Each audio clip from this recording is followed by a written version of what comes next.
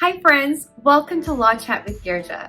I'm Girja Bhargav Patel, your host for Law Chat, and I am so excited for you to join us today. I have some amazing guests on Law Chat, and they're here to share their experiences and entrepreneurial journey with us, and through their storytelling, mentorship with us, because that is the whole point. We are all entrepreneurs and we're all on a journey, and learning from one another is the best way for us to move forward in our journey as well.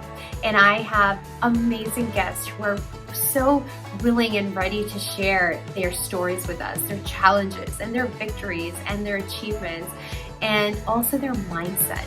I just can't wait to share that with you, and I also just can't wait to have that conversation with them. It's such a privilege to have each and every one of them here with us today, and also it's such a privilege to have you listening in and tuning in. So let's dive in to Law Chat with Girja. Hey everyone, welcome to Law Chat. I am going to be continuing the journey of small businesses and talking about legal and some business tips today. So before we start though, I have to give my regular disclaimer that the information that I'm sharing is for educational purposes and informational purposes only. It is not legal advice, and this information does not constitute a legal attorney-client privilege or a relationship. Okay, with that being said, let's move forward. So today, I wanted to talk about shifting your brick and mortar to a virtual space. And whether you have the brick and mortar and the virtual space online, or just an online, or you're starting a new online business, I just wanted to talk about some key aspects to think about and to keep in your back pocket so that when you do start the process and the journey, or if you've already started it, have those tips. And so that way you can be aware of them. And so the first thing I really want to talk about is that you have made a decision, and now we're good. We're going to move forward on the decision. And once we're moving forward on the decision, remember, small steps have an impact also. And there's nothing too small and nothing too big. And so keep moving forward. So from making that decision, you are now going to be thinking about what is going to be hosting my website, like which platform. And you really have to choose a platform that suits the business that you're running. Some platforms are better for certain types of businesses, and some platforms are better for other type of businesses. So you just need to really do a little research and ask around on Facebook, ask around with your friends, and get part of some Facebook groups that have online business Facebook groups or other groups that you're a part of. Ask them, which is the platform that you prefer and why. And sometimes you just get the most brilliant feedback and guidance from your peers. And so that's a great way to start. And then once you have that, you want to make sure that whatever platform company that you're using, that you've read their terms and condition, and you have read their privacy policy, and you have also read their security measures that they take for data. How are they protecting the product that you're putting out there, and what are their protections and measures with regards to data breach and security breach? Because it's really important, because inadvertently everyone can get in trouble if there is a major data breach. And so you want to make sure that the platform is securing a proper methodology for protecting data. And then once you pick your platform, you are now maybe selling something online. And if you're selling something online, it's the same thing. You need to pick a payment processing system. And with that, you want to make sure the same thing, that you read their terms and conditions, you read their privacy policy, and you also focus on their policies about data breach and security and online security. And you want to make sure that it's secure. You want to make sure that they're taking all the precautions they can take, because ultimately you look bad if there is a data breach. And so you want to make sure that everything is as secure as you can have it. So you need to do that research with them as well. And then you also need to see, a lot of them are pretty much on the same level of charging and fees. So just kind of pick whichever one works best for you. Again, go out into the internet world, go out to the Google world, go out to Facebook world, and ask away your questions, because sometimes you just get the best advice from your peers. Another thing that you want to think about is your website itself. And When you are making a website, you want to keep it simple. You want to keep it easy to navigate, and you want to make it where there's a call to action also. And the call to action is obvious, it's clear, and there's no confusion. I know that when I first made my first website, I later had one of my coaches audit my website last year, and literally there was like, there's no call to action here. And I personally felt like there was so many calls to action, but clearly I was not right.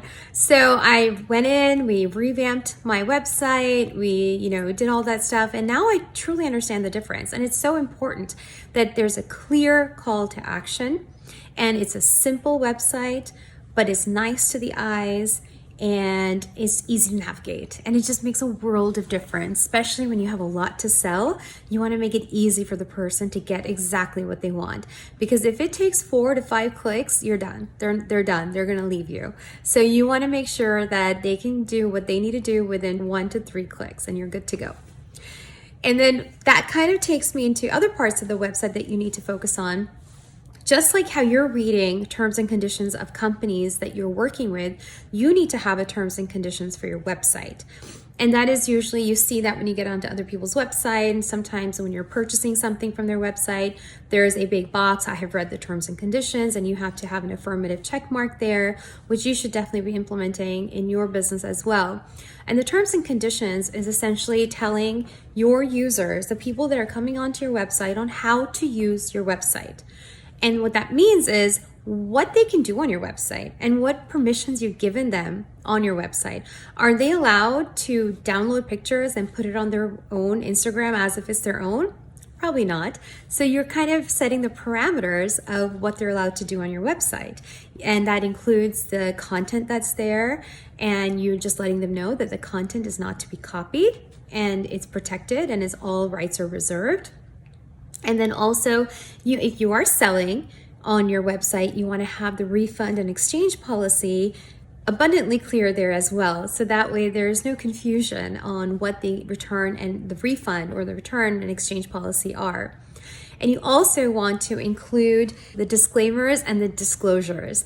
Disclaimers are saying essentially, I'm not responsible for anything. Like if, something happens on this website, I'm not going to be responsible for certain things that do happen.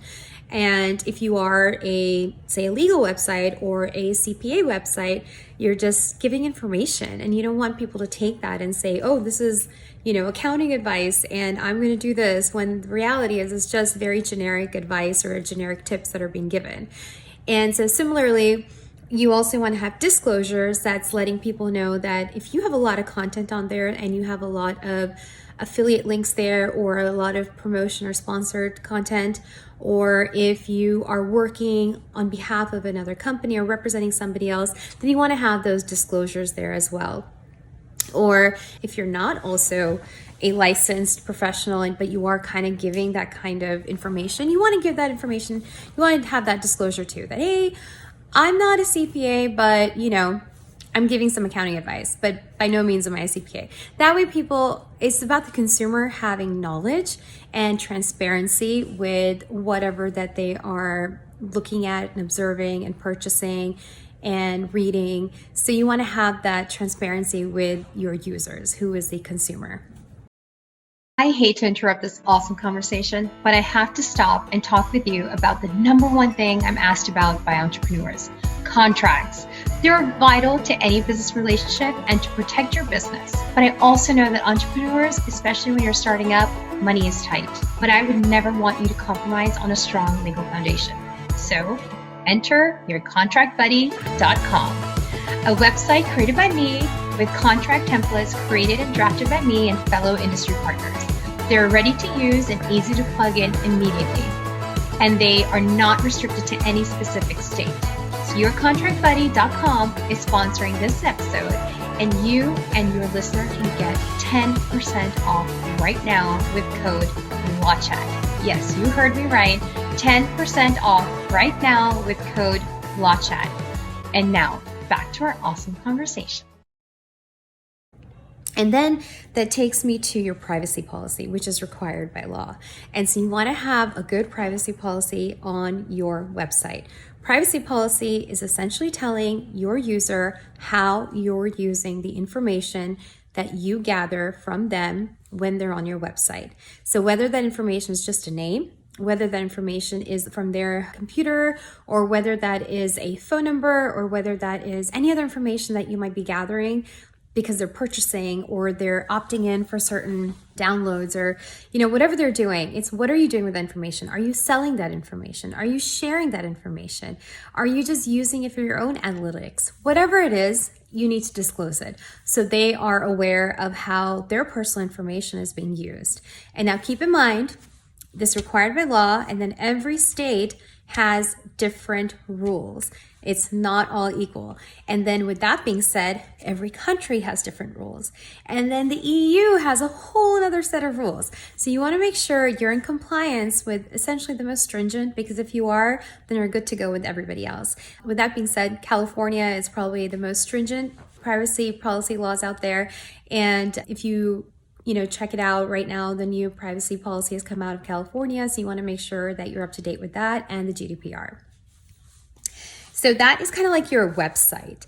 And then just some practical, online things that you want to kind of look for is the fact that you have to manage your website. It's not just, let me just create it and say, bye, see you later. You can't do that. So you want to make sure that the website that you're creating, that somebody's managing it, whether it's you or whether it's somebody that you hire for 10 hours a week, or if you've hired somebody else, someone needs to manage it. And you need to constantly update it and constantly have some activity going on. So your SEOs are better, your Google Analytics are better, and there's just so much that goes into all of these algorithms, and they're forever changing anyway. So you want to keep up to date with it, or have somebody on your team that can help you keep up to date with it. And, so you're on top of it, and you're not just kind of having this website that is gaining no traction and is essentially just slowly having a death because there's no activity on it, and that activity starts with you. So make sure that there's somebody on board ready to do that. And then with that kind of goes with the marketing, because you want to make sure you're marketing your website, you're marketing your business, And so you want to make sure the SEO is right. If you're putting a blog post out there, make sure you're using the right keywords for that blog post. And this is something I'm still learning. This is something that I am being educated by some of the most brilliant minds because of the different, groups that I'm part of. And there's just such smart people out there. So I know Tuesdays together, you can get together with them and learn some more about these different topics, because there are some people out there who are business owners, but they're just really good at this SEO stuff too. And so don't be shy. Shoot it out there. If you need some more information about it, put in your groups and someone will help you. And I know there's so many people out there that are ready to help their peers in their community, especially right now. So, use that advantage, leverage your network, leverage your community also, because they're there to help. And so that's a great way to learn SEO, Google paid ads, Facebook ads, which also is the Instagram ads. And then, use your social media. Start it. If you don't have it, start your social media. I did that for a friend of mine. She was wanting to start this thing and she kept talking about it over and over again for over a few months. I'm like, let me start it for you. So it was just like this immediate, we need to get it done. It takes 5 seconds. Let's do it. So if you haven't started a Instagram account or a Facebook account or some account that you feel most comfortable with that platform, start it now. Don't wait, don't delay, just do it. Well, I hope this was a little encouraging. If you have some more questions, please feel free to reach out. Reach out to me, reach out to your community, reach out to anybody, because we're all here and we're all here trying to help each other, hopefully. And I am just really, really looking forward to hearing all the amazing things that you're doing. Thank you so much for joining Law Chat with Girja. I love these kind of stories and conversations where we can be real, honest, and open, and having fun at the same time. I hope you are inspired and motivated to keep doing the amazing work you are doing. If this is something that gave you all those feels and then some, truly motivated and inspired for you, you can show your love in all or one of these ways. Be sure to give this video a thumbs up, subscribe, and share this video with your community and tell them about it, or share with somebody that can benefit from it. I look forward to seeing you next time on another episode of Law Chat. And until then, keep moving forward. Bye.